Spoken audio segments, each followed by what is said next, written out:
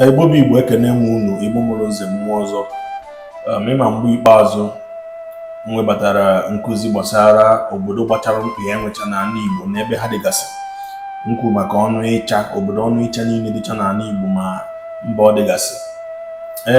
Taa anyị ga-amụ maka obodo niile a na-akpọ Aba dị n'ala Igbo ma ebe ha dịgasị. Mbụ, anyị nwere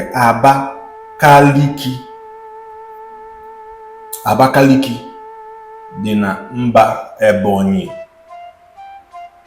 Ọzọ na-esi, anyị nwere Aba Omege a dịkwazi na mba Ebonyi.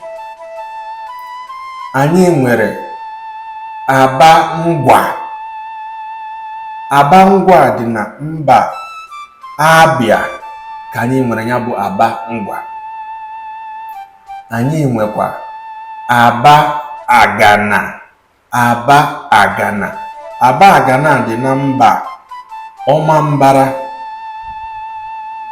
Ị ghọtara ya ugbu a? Kedu Aba ọzọ ị mara mụ akpọ gị aha ya ebe a? Ọ bụrụ na ọ nwe Aba ọzọ ị mara anyị nwere n'ala Igbo, biko kpọọ aha ya